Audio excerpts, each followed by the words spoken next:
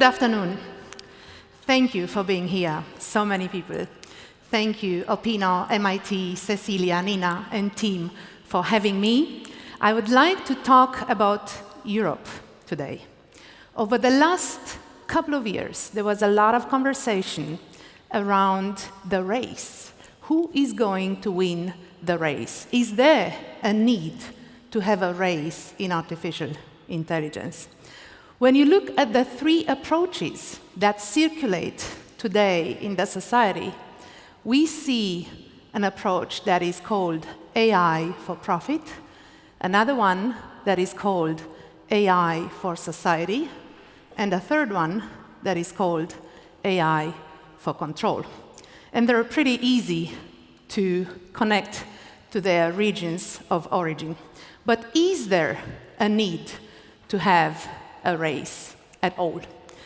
I founded Miss AI exactly with this purpose, to help Europe be a great leader in the AI era. And my E in my CEO is not executive, but stays for enthusiasm. I'm a Chief Enthusiasm Officer.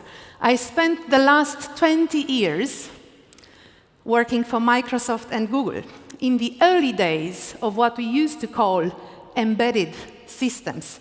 Those were the non-PC days, where you had operating systems in devices such as industrial robots, medical devices, ATM, cash machines.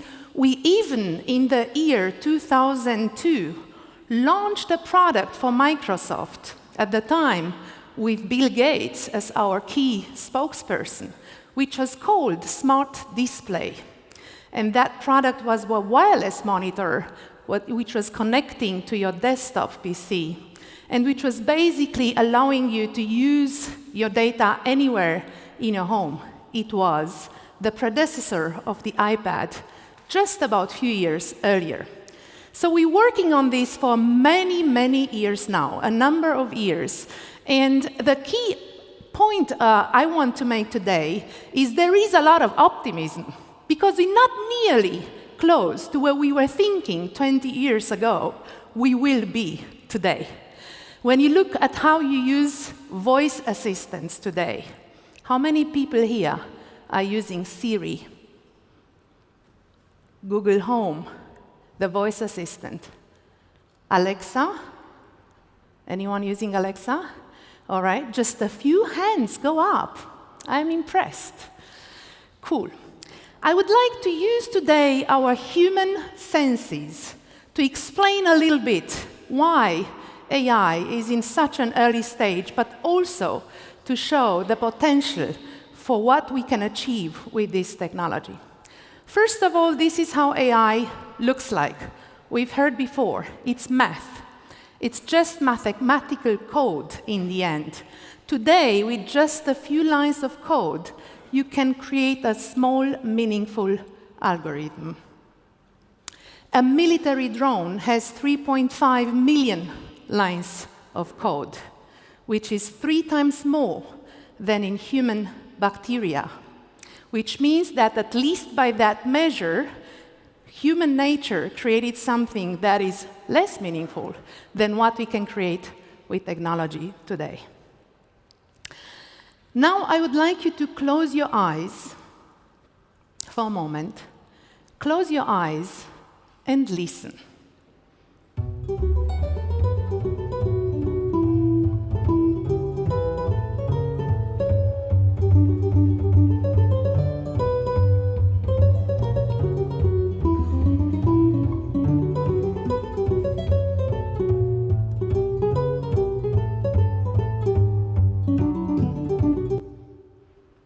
Thank you. You can open your eyes. What do you think that was? Any guess? What was it? AI-generated composition. Thank you. That was indeed a computer-generated jazz improvisation. And as you can see, how many people thought it was computer-generated? A few people thought. So you can see for the untrained ear, it's good enough that we can't distinguish from human creativity. And for the trained ear, it's also good enough that you just barely notice. So that really means we are making amazing progress today. To give you one example, there is a company in France that is called DeepBach, which is using machine learning and deep learning to create chorales in the style of Bach. And so you can basically argue that, in a way, in the next couple of years, human creativity will be augmented by machine creativity. And now this is how AI feels like. On the one side, you have this cute Pepper robot, which is also an IBM creation. How many people feel good about AI right now, after all you've heard today?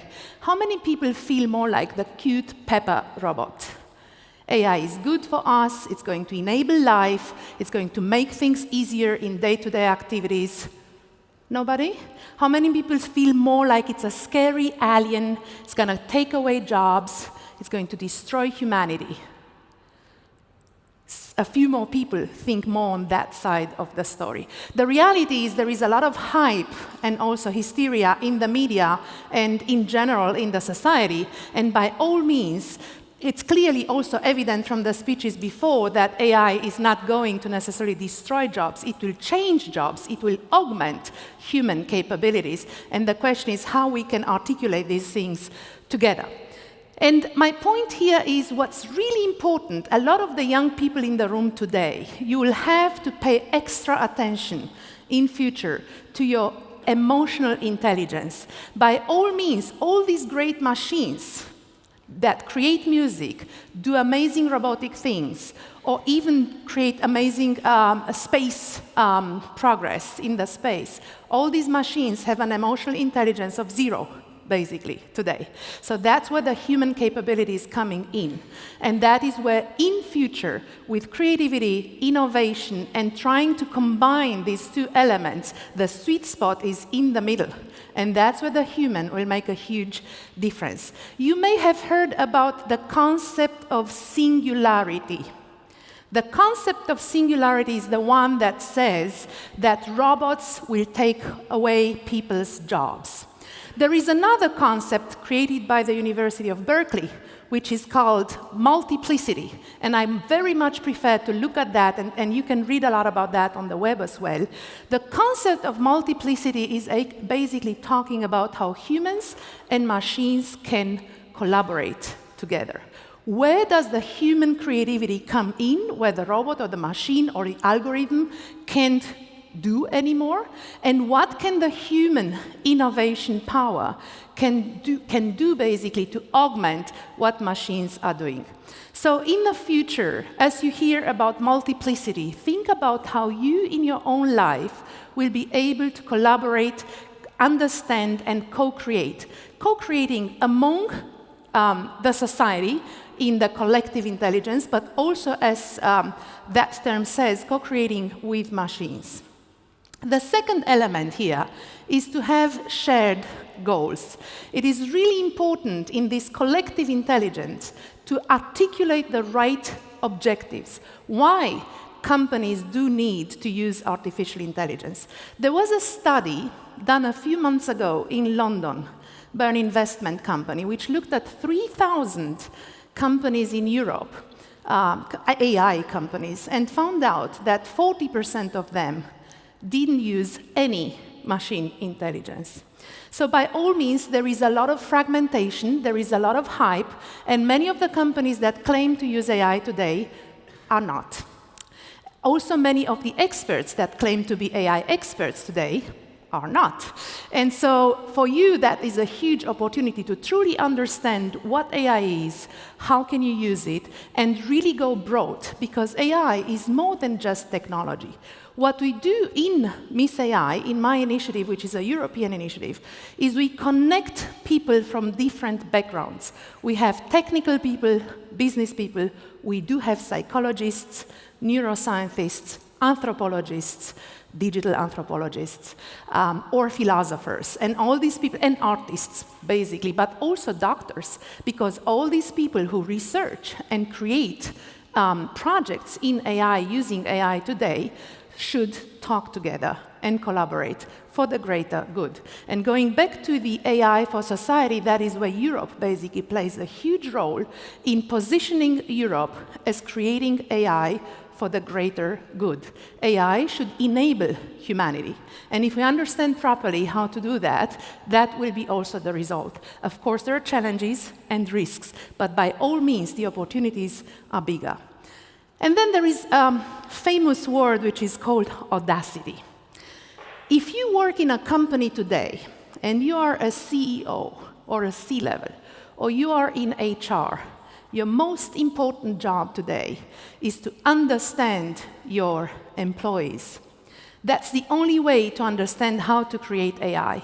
Nobody should start AI project just because it's cool, it's modern, everybody speaks about it, we have to try it out. First of all, AI projects should be created out of a business need. So look at your business, look at your competitor's business, and most importantly, understand what the employees want, what drives them, what do they like working for this company, what they dislike, and usually what are their goals, which in many times, the goals of the employees are not always aligned with the goals of the company. Once the leadership understands that, they will be able to create tremendous opportunity using the new technology. So as you can see, there is a combination between the flower and the code, between the right and the left hemisphere of our brains, between creativity and analytical thinking. And that's the sweet spot, that's the key opportunity for us to have a fantastic impact on humanity in the future, and also to be able to solve some of the major challenges we have, such as climate change, which can also be solved using technologies like AI. At Miss AI a couple of months ago, we actually looked into, together with all these experts from different areas, we looked into what are the key elements to drive successful AI projects. And we found out 5 areas.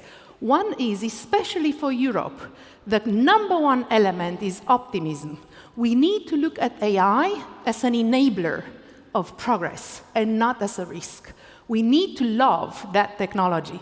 I'm coming from Germany, and Germany is famous for not being an early adopter of technology.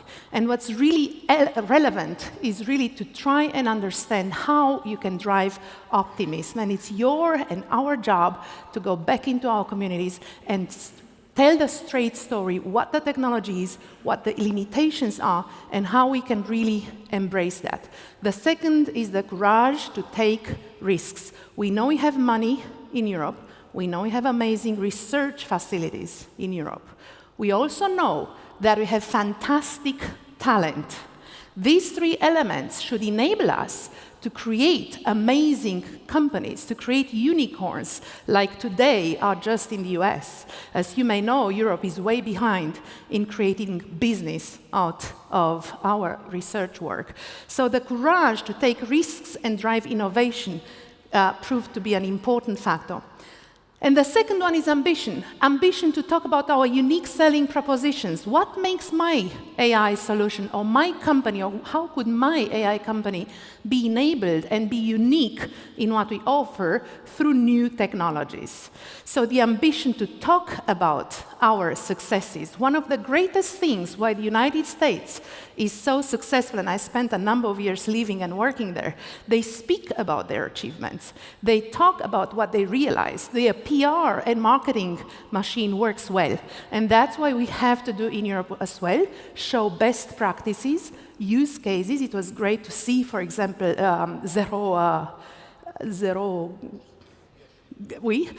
this morning, to see really how you apply technology for a great goal. The fourth element basically is trust. People trust technology they can understand, which is why Europe is having a number of efforts, both at governmental level, but also at non-governmental level, to work on ethics in AI, on explainable algorithms, and responsible AI. And if you're interested in that, you just look at the EU Commission's webpage. There are a lot of descriptions on how we can build trust in the technology so that the society wants to follow. And finally, we need to act quickly. China is investing a lot, US is investing a lot, and Europe has to really get quickly to the next level. So for all of you who are considering maybe a career or a change in career, this is the space to be, and you have to act quickly. A couple of requirements, I'm not going to read all this, but clearly there are 3 elements that we found out. One is people, one is mindset, and one is money. We identified very clear metrics of success, and just to go very quickly into the mindset factor, for me, AI is all about culture, is all about mindset. It's not about technology. Embracing and changing the way we think about it really means driving a new mindset, activating your mindset, and seeing AI as an enabler. On the other side, yes, we only have 5% of women in AI right now, so basically we have 1%, and we want to increase diversity. So when we speak about diversity, of course, it goes much broader than just gender diversity, like Denise said. And it's really driving diverse communities of mentorship and support. So I hope you have those, but if you don't, create your own communities of support to drive these elements. Why is diversity important? Is because while the technology is advancing, the diversity of the people that are creating it is not. And so we need to really drive a lot more diversity, because this is not about technology, this is about humans. This is about enabling people to have a better life, more productive life. And it's really about enabling and driving our European cultural heritage and our values to take this to the next level. And so I think that if we combine these elements, that's how we drive great AI. So with this, diversity will be an enabler of our future. I'm happy to see you all here. We also have a few Miss AI. If there are women in this room or men that are in touch with their feminine side somehow, where you think, I feel for this diversity, it doesn't have to be just gender. It's really about the all-up diversity. Please talk to us. And with that, have a look at what we do. We want to enable 10 million women in the next 5 years with AI, and we need all of your help. Thank you.